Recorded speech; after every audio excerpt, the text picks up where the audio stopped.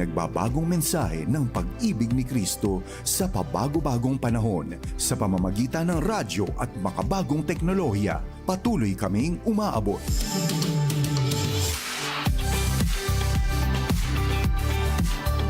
Ito ang CARE 104.3 DWAY-FM, himpilan ng Far East Broadcasting Company sa Bicolandia, nagpapatuloy sa pag-abot sa buong Bicol Region at kahit saan man sa mundo, sa loob ng 52 taon hanggang marinig ng lahat.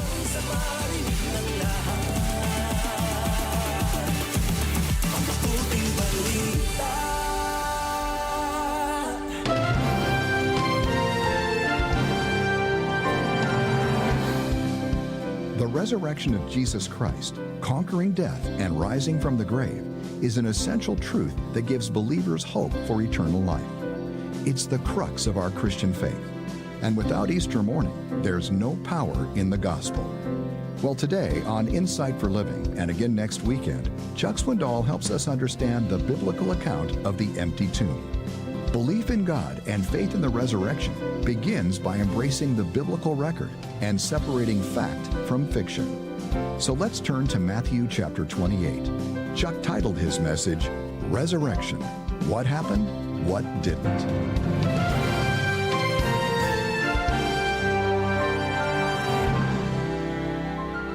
We are rapidly moving toward the end of our study in Matthew.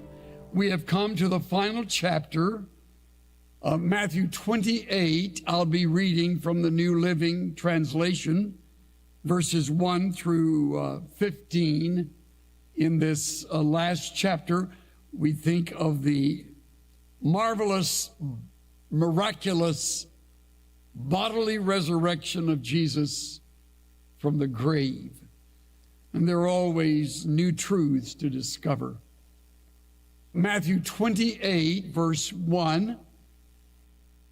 Early on Sunday morning, as the new day was dawning, Mary Magdalene and the other Mary went out to visit the tomb. Suddenly there was a great earthquake, for an angel of the Lord came down from heaven, rolled aside the stone, and sat on it. His face shone like lightning, and his clothing was as white as snow. The guards shook with fear when they saw him, and they fell into a dead faint. Then the angel spoke to the women. "Don't be afraid," he said. "I know you're looking for Jesus who was crucified. He isn't here. He is risen from the dead, just as he said would happen. Come, see where his body was lying. And now go quickly and tell his disciples that he is risen from the dead, and he is going ahead of you to Galilee. You will see him there. Remember what I have told you." Verse 11. As the women were on their way, some of the guards went into the city and told the leading priests what had happened. A meeting with the elders was called, and they decided to give the soldiers a large bribe. They told the soldiers, "You must say, 'Jesus' disciples came during the night while we were sleeping, and they stole his body. If the governor hears about it, we'll stand up for you so you won't get in trouble.'" So the guards accepted the bribe and said what they were told to say. Their story spread widely among the Jews, and they still tell it today. Amazingly, more believe that lie than believe the truth. More believe the words of critics and skeptics than believe those who were living in that day and never before or afterwards lied to us, but somehow think they lied to us about the resurrection. Not so. How grateful we are for the truth to live by and to die with.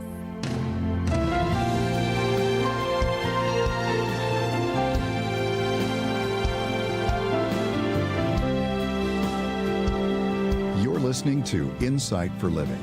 Stay with us through the end of today's program because I'll describe a fun book written by Chuck. It'll help you learn more about the one who's greater than whatever you're facing. And now, today's message from Chuck titled, Resurrection. What happened? What didn't? They thought he was gone forever. His situation was absolutely impossible. His friends felt that they had seen him for the last time. Even his mother doubted that she would ever see her son again.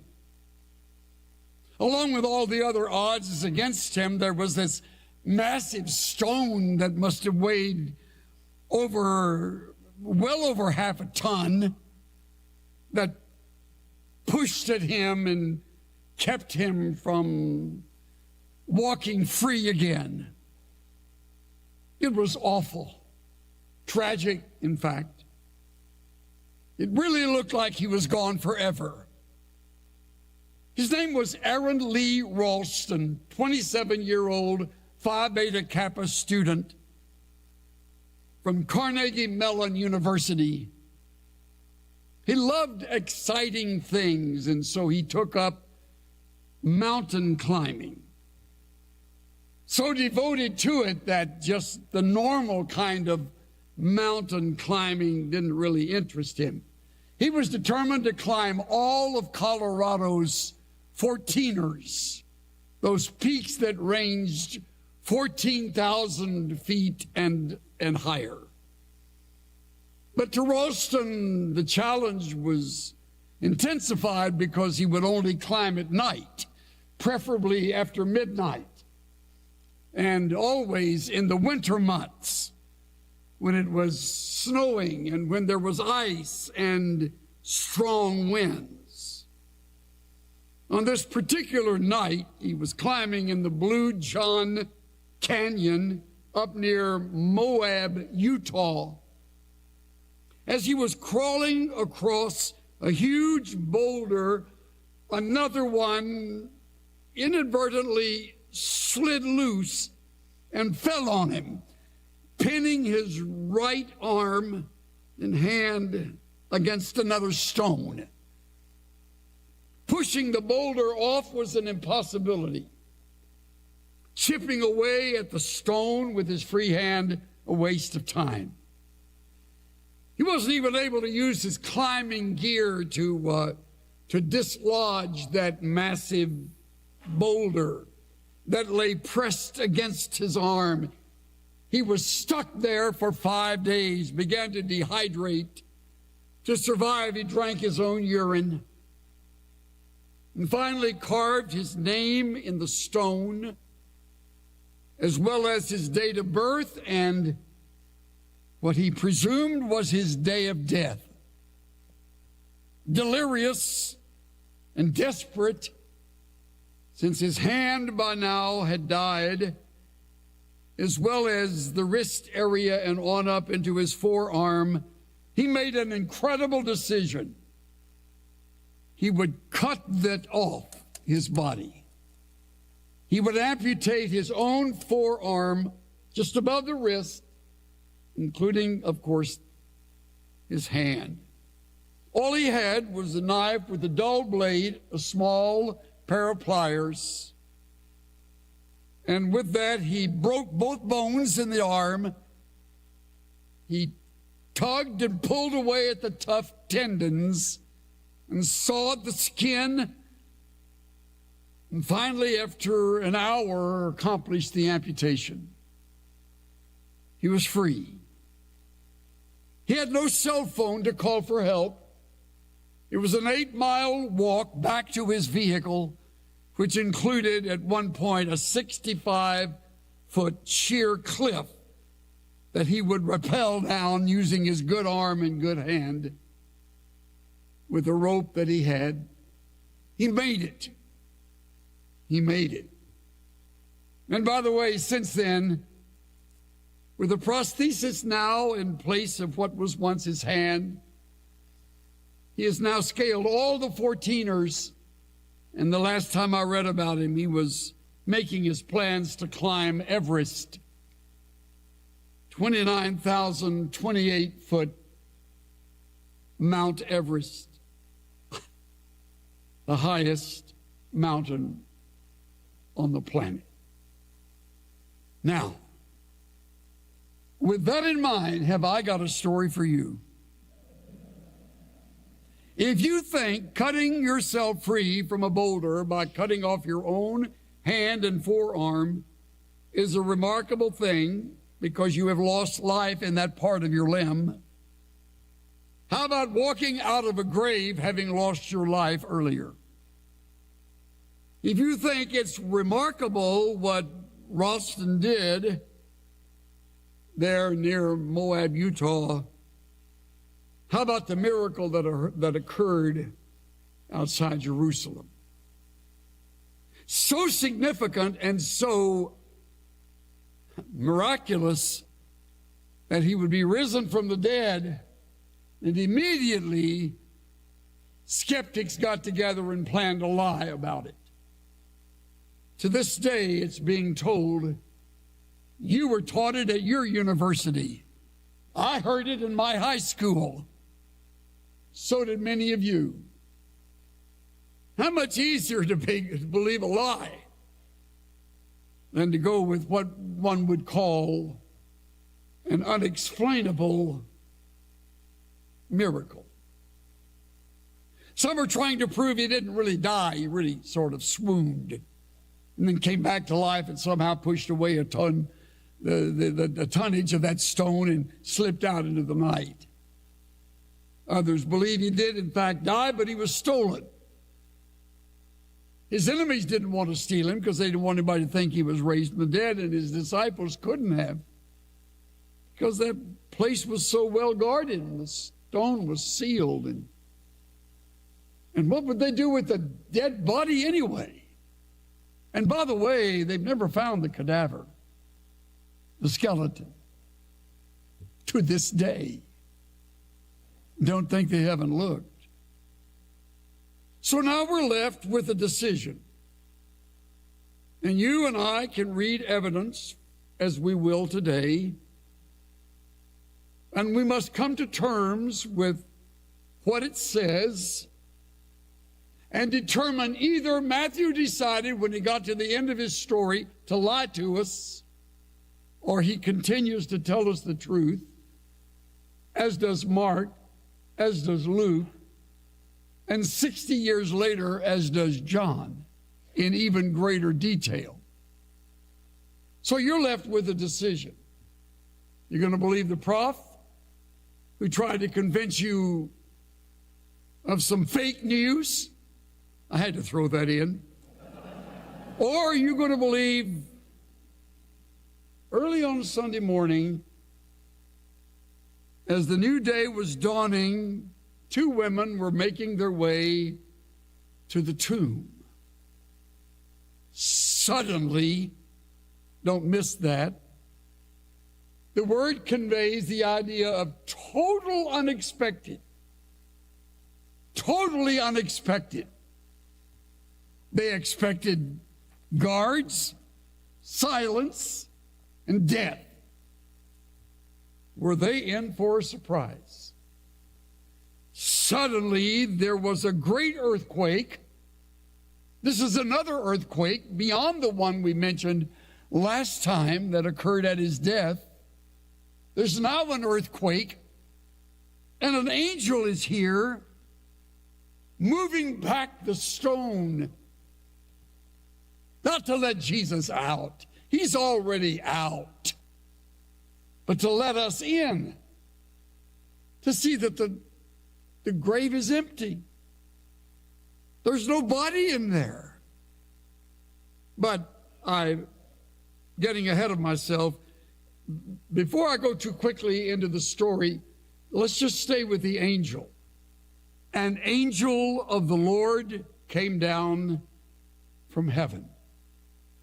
Stop. I have never seen an angel.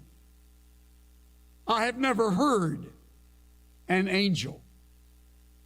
Though they are all about us because they are invisible supernatural creatures, curious about our worship and learning from us as we worship, Their appearances are rare, in spite of what you may read on many books about angels.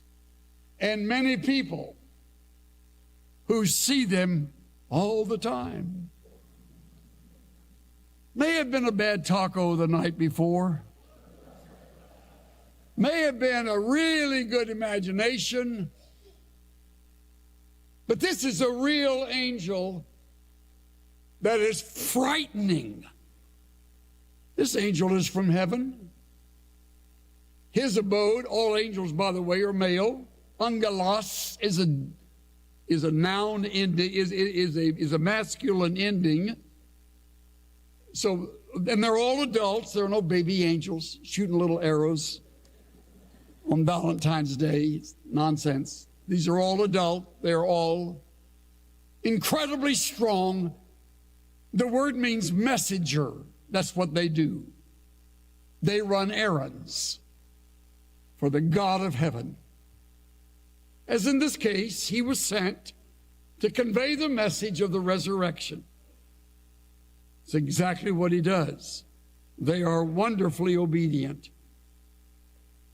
Before we see what he says, please observe his face, verse 3, shone like lightning.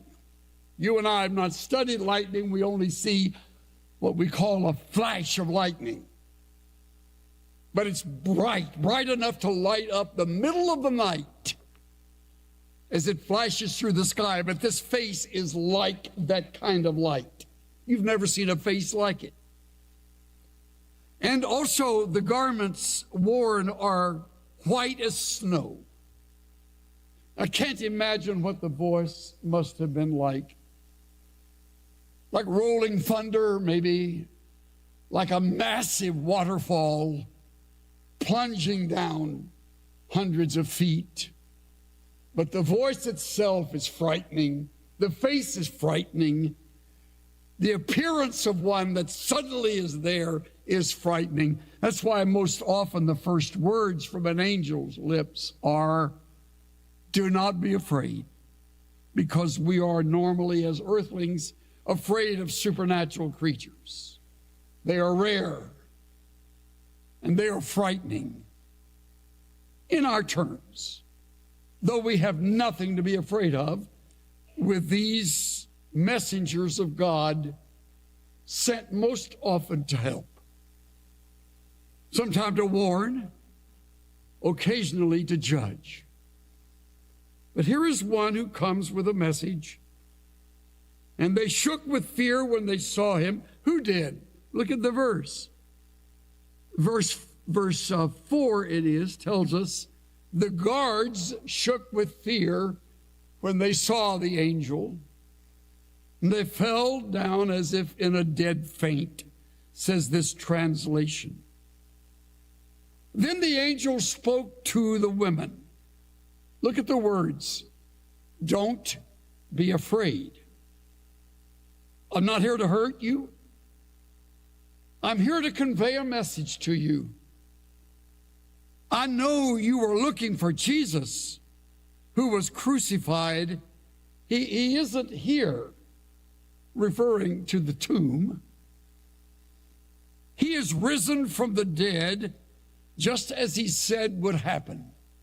I know I'm going over this in an almost tedious manner, but this is the truth Matthew records.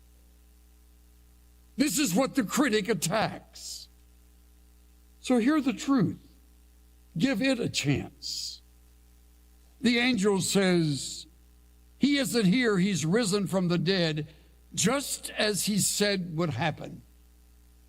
So the angel has communicated his message.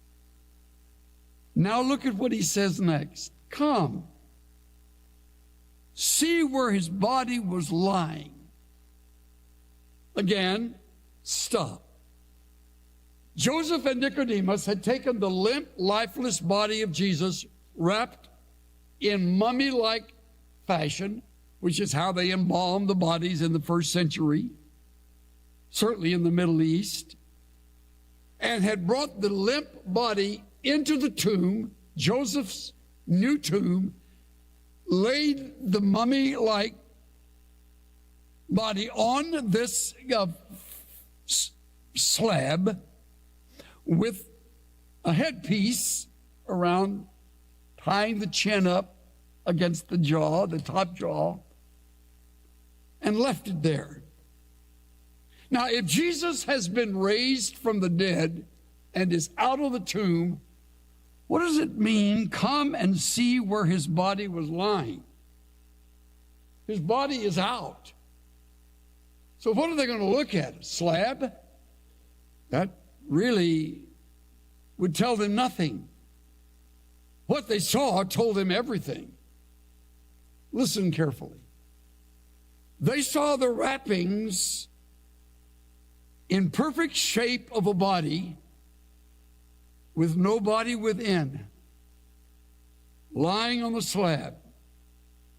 Had there been a kidnapping of the body, no one either would have or could have rewrapped a hollow space where there is no body. You'd throw it aside like you'd throw aside covers in the morning off the bed. Listen to the late chaplain of the Senate, Peter Marshall, in his work titled The First Easter. They saw the linen wrappings lying, not unwound and carefully folded, as some people think, not thrown aside as a covering when one rises from bed, but lying there on the stone slab in the shape of a body. Mute but eloquent evidence that a living organism had come out. He continues, the grave clothes lay like the shriveled shell of a cocoon left behind when the moth has emerged and hoisted her bright sails in the sunshine. Or more accurately, like a glove from which the hand has been removed and the fingers of which still retain the shape of the hand. The late Merrill Tenney, while teaching at Wheaton College, wrote this: the word used to describe the headcloth does not connote a flat, folded square, but a ball of cloth, bearing the appearance of being rolled around an object like a head that was no longer there. Now we've got something.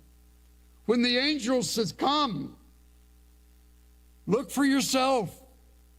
This is the same evidence that Peter and John both had the foot race to the tomb shortly after this event right here that John tells us about in depth. And they walk in and you can see the men in silence staring at this evidence.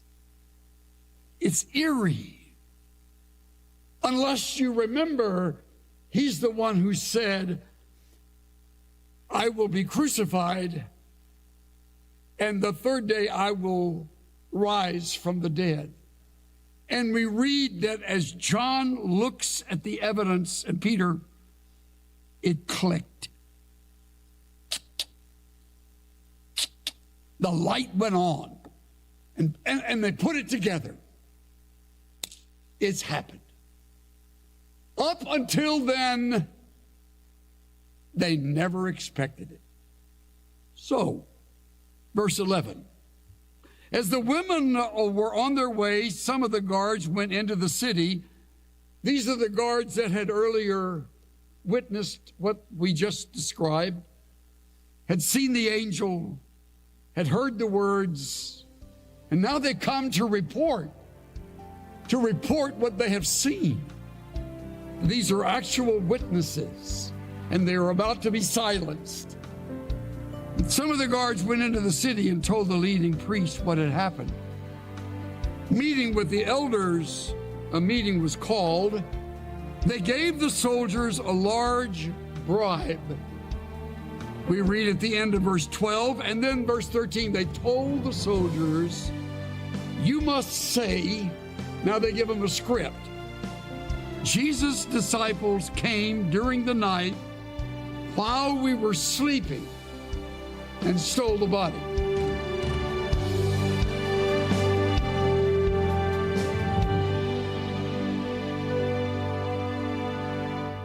We're just getting started with this message from Chuck Swindoll. He titled his talk with a question, Resurrection. What happened? What didn't? You're listening to a special edition of Insight for Living. We've scheduled these messages so you can hear this Bible teaching from Chuck during the Easter season. It's such an encouragement to realize that our Christian faith doesn't rely on myths or wishful thinking, but on historical reality with eternal implications.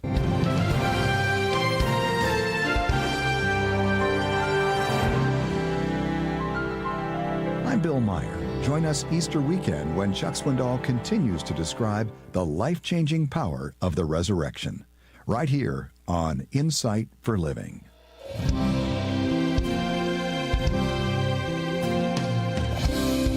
Aray! Aling Nena! Ang hirap maging matanda. Tungtuhod at daliri ko. Parang kinakalawang na simula na ng bagong taon. Nako, Berto. Huwag kang sumuko.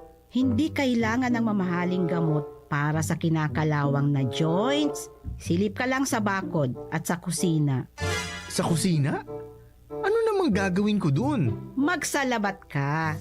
Ang luya, natural na pang-alis ng pamamaga yan. At huwag mong kalimutan ang malunggay sa tinola. Alam mo bang puno yan ng vitamin C at calcium para protektado ang iyong mga kasu-kasuan?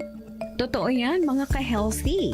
Ayon sa pag-aaral, ang gingerol sa luya at ang antioxidant sa malunggay ay mabisang panlaban sa arthritis flare-ups. Mura na, natural pa. Ang sarap ng salabat. Salamat, Aling Nena. Kilos-kilos na uli. Tama yan. Basta natural, arthritis ay malalabanan. Isang pakalusugang paalala mula sa FEBC Bicol, CARE 104.3 The Way-FM. Simula pa noong 1948, lubos na naibabahagi ang mabuting balita ni Hesukristo sa mga Pilipino sa ating bayan at maging sa mga nasa ibang bansa tungo sa Far East Broadcasting Company Philippines. Sa Mega Manila, makakapakinig sa 702 DZAS-AM, Agapay ng Sambayanan, at 98.7 DZFE-FM, The Master's Touch. Sa Santiago City, Isabela, sa 1143 DZMR-AM, Missions Radio. Legazpi City, Albay, CARE 104.3 DWAY-FM. Sa Quezon, Palawan, 106.3 DZRK-FM, Radio Kapitbisig. Sa Tacloban City, 97.5 DYFE-FM, unang tugon ng pamayanan. Bacolod City, 1233 DYVS-AM, the sweet voice of salvation. Up 987 DYFR-FM, life-changing. Sa Cagayan de Oro City, 103.3 the new J DXJL-FM, your positive choice. Zamboanga City, 1116 DXAS-AM, your community radio. Cotabato City, 106.9